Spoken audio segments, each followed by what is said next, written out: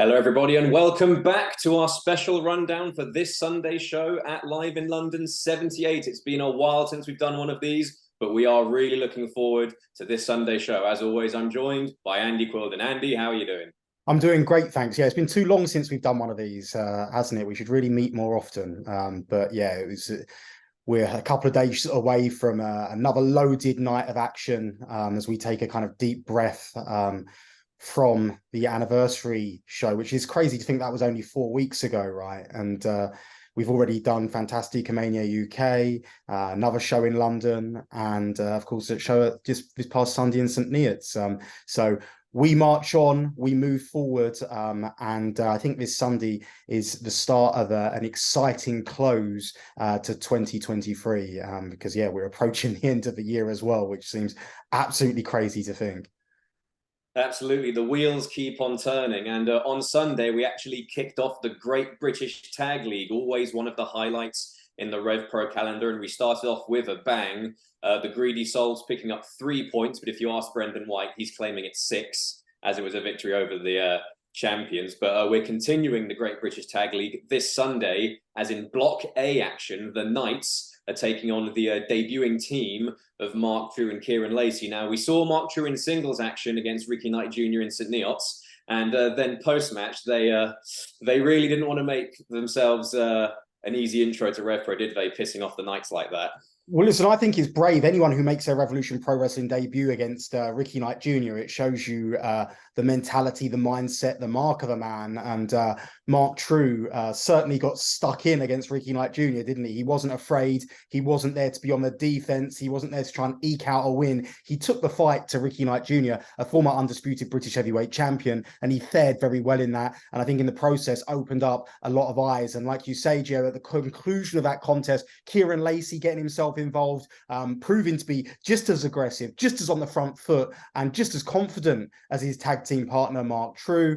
I think that this has really made, I think I said it at the end in commentary as well, it's made a situation which would be 100% business, a little bit personal between Lacey and True and the Knights. And the Knights really are two people you absolutely don't want to piss off.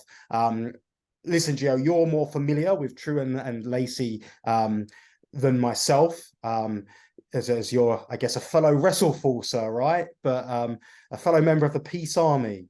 But I was very impressed by what I saw of Kieran Lacey and Mark True. And listen, we say it's a step up in competition in Revolution Pro Wrestling, but it didn't look like that for Mark True. You know, he went up he jumped in the very deep end and proved he could swim.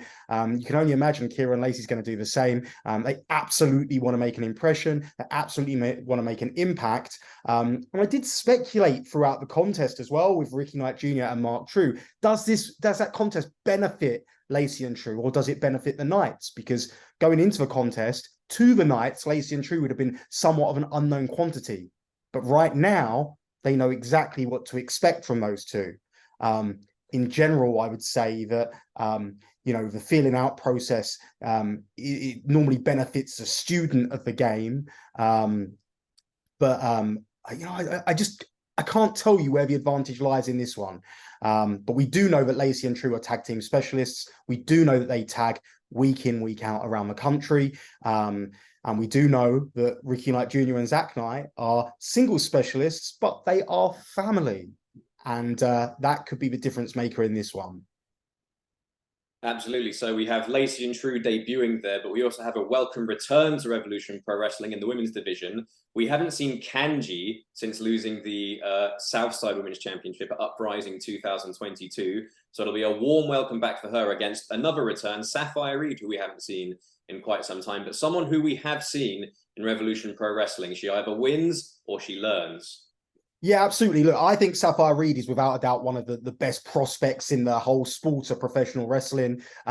She's incredibly composed for her age. Add her to the list of, young wrestling talent, which, entering Rev Pro rings and thrilling crowds. And another example of the fact that the future of Revolution Pro Wrestling is in very safe hands, to say the least. But yeah, Sapphire Reed, I like her a lot. She's got a great edge to her. We've seen that attitude. We saw how well she fared for herself in that, that pre-show battle royal at the Copper Box, making it through to the final 2 of the 10-woman field in that #1 contenders battle royal. She's going to be disappointed to have not got all the way, but what this represents for her is an opportunity to push herself into the conversation when we're talking about that undisputed British Women's Championship. And as you alluded to, Joe, it's a long time since we've seen Kanji in a Revolution Pro Wrestling ring.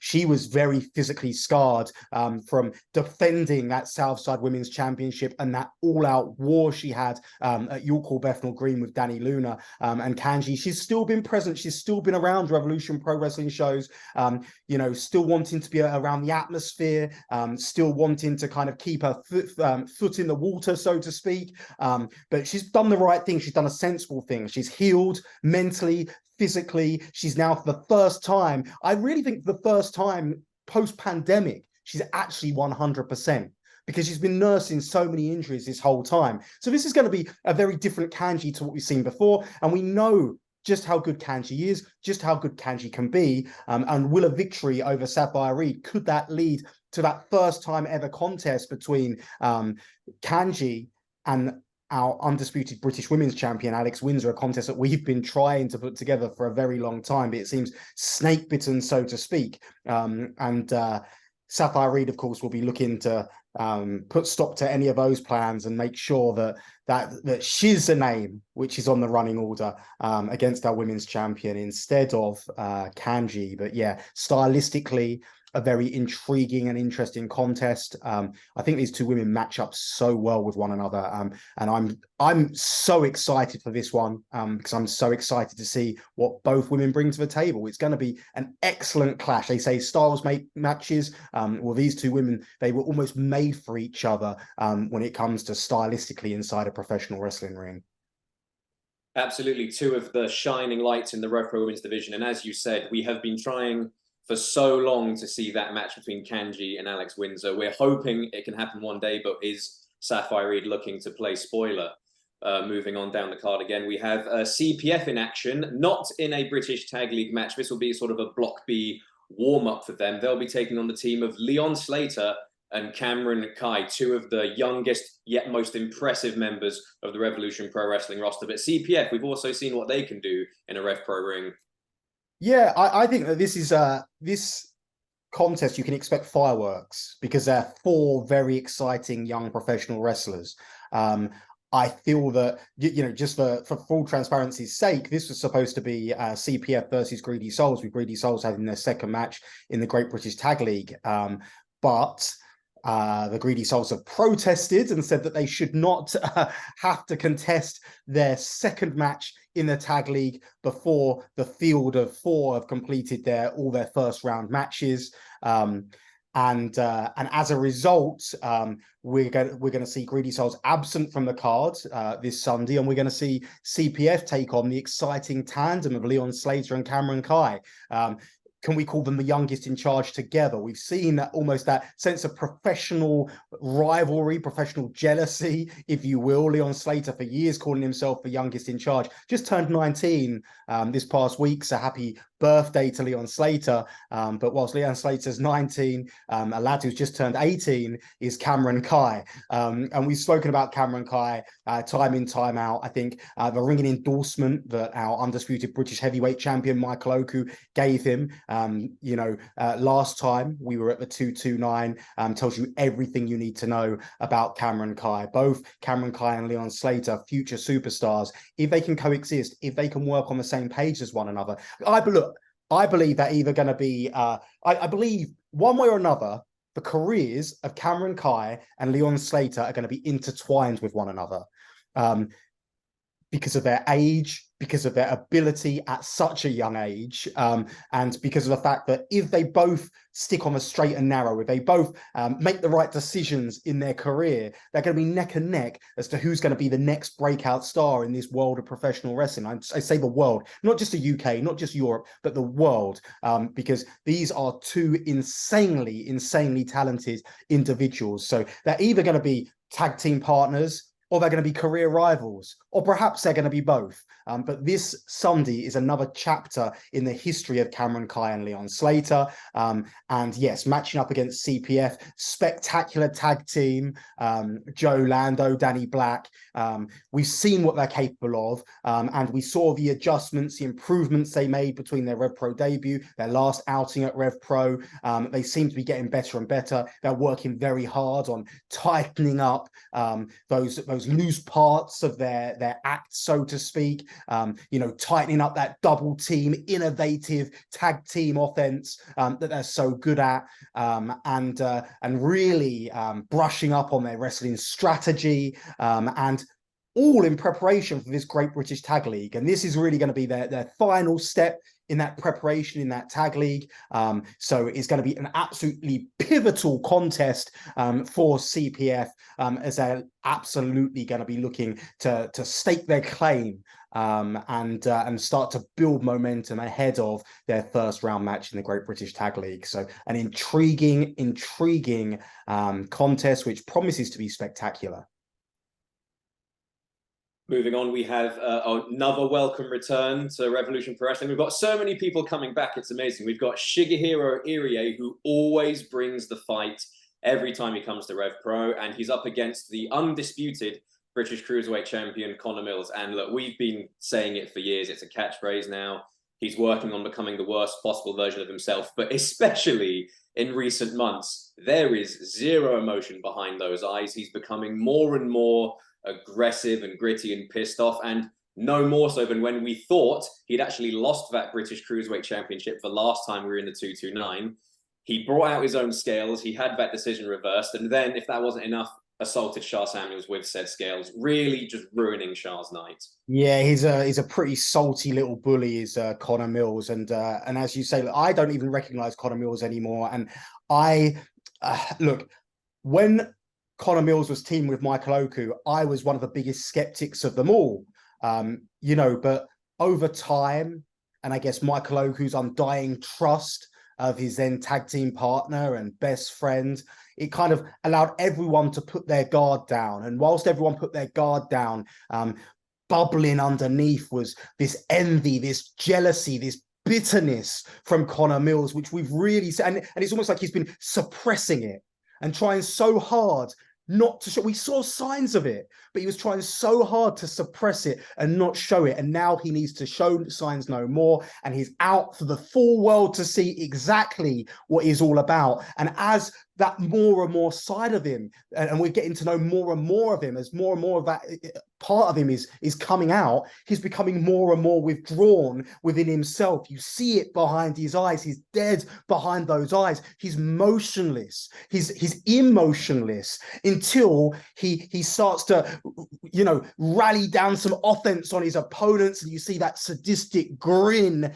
come across his face. He's really an unknown quantity, because I don't think we've really scratched the surface of seeing exactly what Connor Mills is capable of. There's no doubting his professional wrestling ability, but Connor Mills, and there's no doubting his true grit, his determination, the lengths he's willing to go to stay in and win a professional wrestling contest. But there's another side of Connor Mills, which we're just scratching the surface of. And that makes him a very, very dangerous individual. And I don't even know what his motivation is at this stage. And when you don't know someone's motivation, and they're that sadistic, they're that nasty, it makes them very, very dangerous. And listen, one thing we do know for sure is that the scales aren't going to be needed in this one. The undisputed British Cruiserweight Championship is not going to be on the line. Connor Mills has got no problem going up and down the weight classes. He fancies himself a striker against any wrestler in any weight division, but he will only put his championship, of course, on the line against people of that weight division. But when you look at Shigehiro Irie, absolute heavyweight, he's a monster. We talk about initiating beast mode. He's going to look to initiate beast mode this Sunday all over Connor Mills. A very welcome return for Shigehiro Irie. I think stylistically he poses a lot of problems for Connor Mills. He's got that low sense of gravity. He's a small heavyweight, isn't he? Like in terms of size, stature, but he's wide and he's powerful and he will grab you out of midair. He will ragdoll you. You got to watch out for that pounce. You got to watch out for that whoopee cushion. He uses his body as a weapon. He puts everything into it. You see him cannonball. You see him essentially be a human missile. Yeah, again, another one of those matches where you've got two contrasting styles, and the real winner in this one's going to be the wrestling fans. And I'm not sure if this is a first time contest or not, but it's certainly a first time in a Revolution Pro Wrestling ring for Conor Mills and Shigehiro Irie. Like I say, an intriguing contest. And Conor Mills, I might add, is going to be interesting for him, because Conor Mills has refused to take part in this year's British J Cup. And he said, look, let them fight it out between themselves, and then we'll determine who the number one contender is. So I'm not sure if Conor Mills is counting days on that championship reign, or if he's going to look to count defenses. But he's very happy to let the competition fight it out between themselves and decide who the number one contender is going to be. Of course, you still have to make the argument that if Sha Samuels can make weight, and we'll probably get into that shortly, it's going to be interesting to see what condition he turns up in on Sunday. If Sha Samuels can make weight, you have to make an argument for him to get that championship rematch. But yeah, it's an interesting time in the cruiserweight division, whilst our champion is dipping his toe in seemingly the heavyweight division. So yeah, let's see how this one plays out. Like you said, styles make matches, and that's one reason I'm looking forward to it so much. But let's talk about Sha. It was heartbreaking for him the last time we were in the 229. He missed weight by such a minuscule amount. Sha knows, and he's done it before. He can trim down when needs be. So I have no doubt he'll be back and fighting for that Cruiserweight Championship in no time. But this Sunday, he's going up against David Francisco. Now, we've seen Sha's improvement in his physique and his mindset. He thinks that even though it's the oldest it's been in his career, it's the youngest he feels. David Francisco is someone who is looking to move up and eventually graduate from the contenders division. And every time we've seen him, he has been impressive. You can see that fire and determination. David Francisco wants the world to know that his time is coming. Yeah, absolutely. And look, David Francisco, we've seen him getting closer and closer. Very similar to Joshua James. They're competing against the very best. And this is a thing that I try to drill into people's minds about the contenders division. The contenders division, like the wins and losses in the instance of the contenders division is very much out the window until they graduate, in terms of not reading too much into the wins and losses, because it's about the lessons you learn. It's about the performance you put in. We want to see wrestlers getting closer. We want to see wrestlers competing against a top level in competition, because that's the only way you can get better.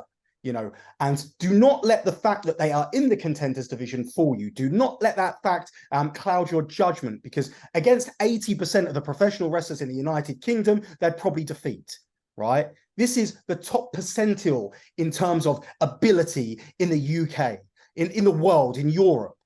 I should have said Europe first, then the world. But you know what I'm saying, right? I know exactly what you mean.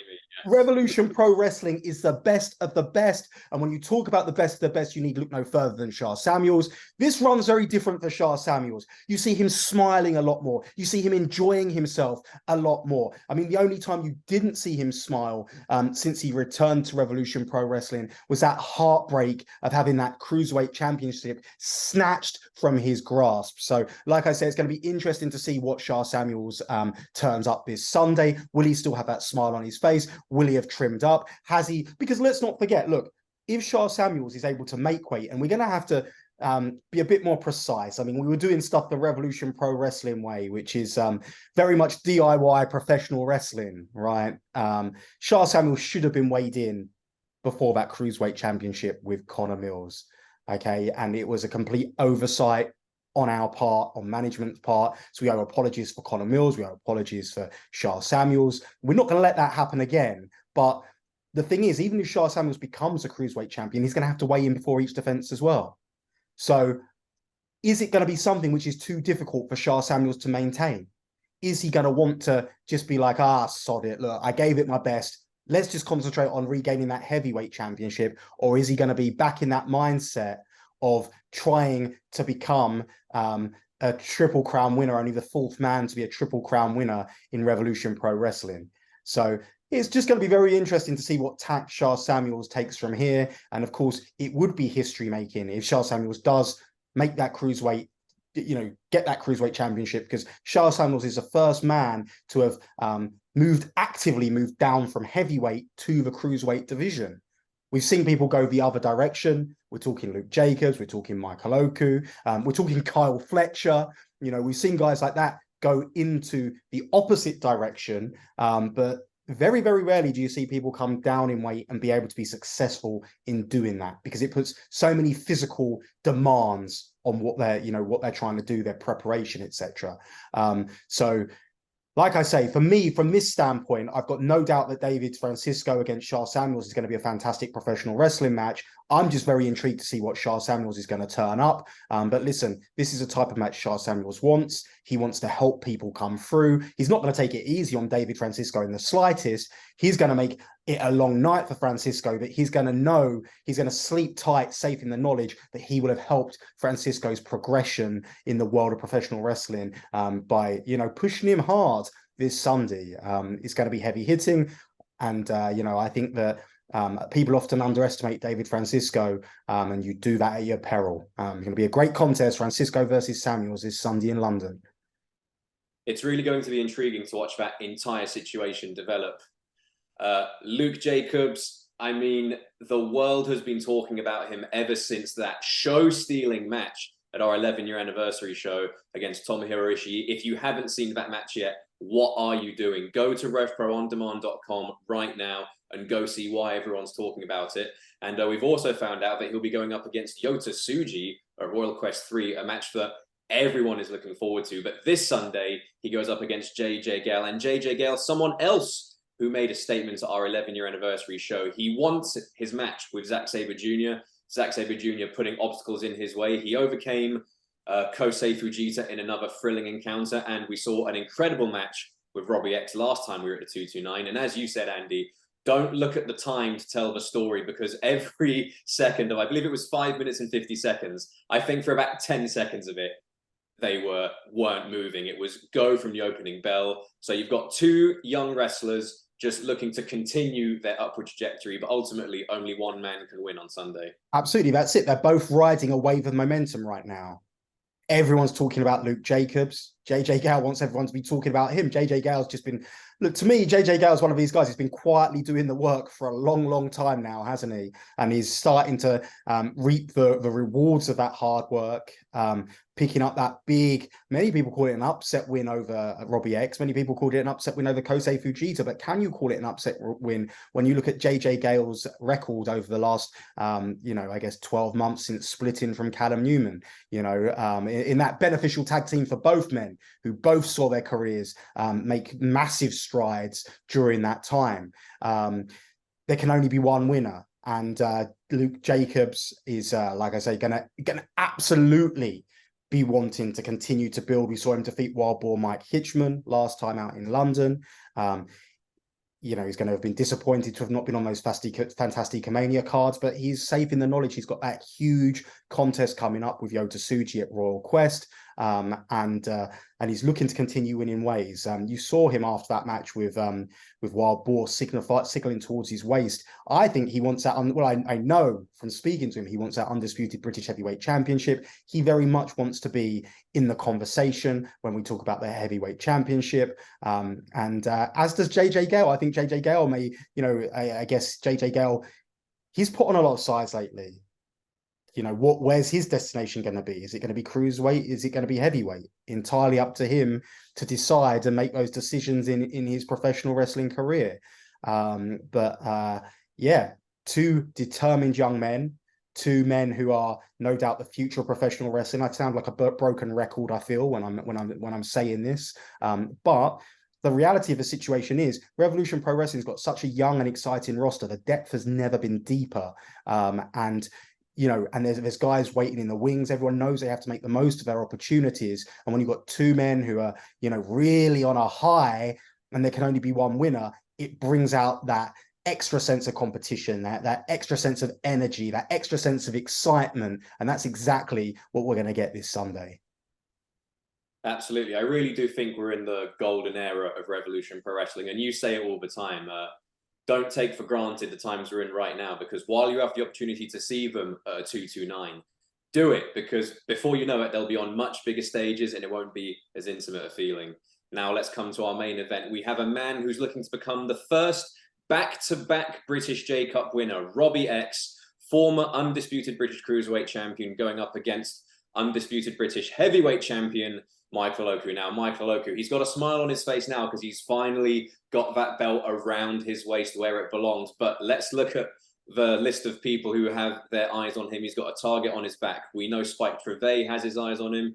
We know Gabriel Kidd has his eyes on him. We now know, we've just spoken about Luke Jacobs signaling. So in no short terms, he wants to look at the belt, but he has to forget about all of that on Sunday because he's going up against a very formidable competitor, Robbie X. And we've seen what these two can do to each other in the ring before. Yeah, and I feel like when we were speaking about Cameron Kai and Leon Slater earlier, we were saying they're going to be their careers are going to be kind of defined alongside one another. They're going to intertwine. They're going to be career rivals or partners. I feel that's very much the same kind of story as Robbie X and Michael Oku. That's exactly what they are. We've seen them tangle before. Each and every single time they compete with one another, there's spectacular results, and I expect this Sunday to be absolutely no different. Michael Oku for so long has been embroiled in these personal rivalries that emotionally and physically demanding on his body. You've just spoken about the list of people lining up because they want to become heavyweight champion. There's other people as well. Zack Sabre Jr. has alluded to the fact he wants to be British heavyweight champion again. You know, people like Ricky Knight Jr., who feels he should still be the British heavyweight champion right now. You know, there's international suitors from around the world. Het Cesario wants to be the undisputed British heavyweight champion. He came that close at Fantastica Mania UK, and now he's had a taste of it. He wants it that little bit more. Life is lonely at the top. But what Michael Oku is really, and I'm sure Leighton Buzzard as well is another person, you know, who technically has a win over Michael Oku in his last contest in Revolution Pro Wrestling. So, you know, there's eyeballs all over Michael Oku, and people want a shot at that championship gold. It's lonely at the top. And I feel that at the moment, I feel he's doing a good job of handling that pressure. A lot of the time you see people fall apart when they reach that level and they realize that everyone's gunning for them. But the thing that Michael Oku has going for him is his experiences before with that undisputed British Cruiserweight Championship run, with that undisputed British Tag Team Championship run. He's been used to having that target on his back and having multiple people chasing him.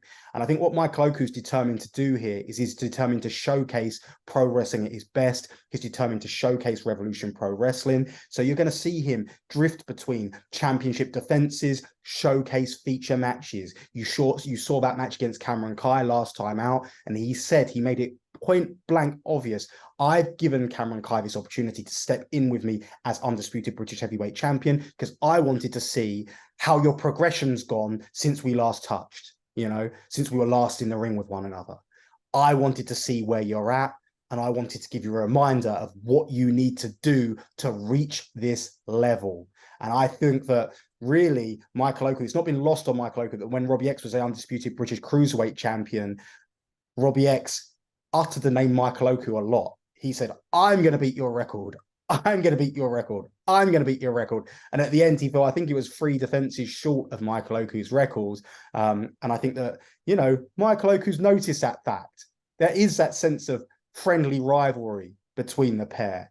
And again, this is going to be a very interesting match to see again how far these two have come from the last time they were in the ring with one another. And if Robbie X can get a victory, does Robbie X have designs on being a British J Cup winner, a Cruiserweight Championship winner, and a Heavyweight Championship winner? He's not got his hands on the Tag Team Championship yet, but you know, you wouldn't bet against Robbie X. He's that talented.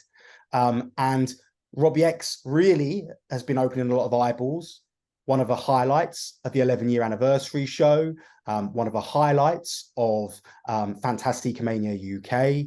There's without a doubt big things in Robbie X's future. You saw him picking up the win over Levi Muir, a heavyweight in every sense of the word at St. Neots.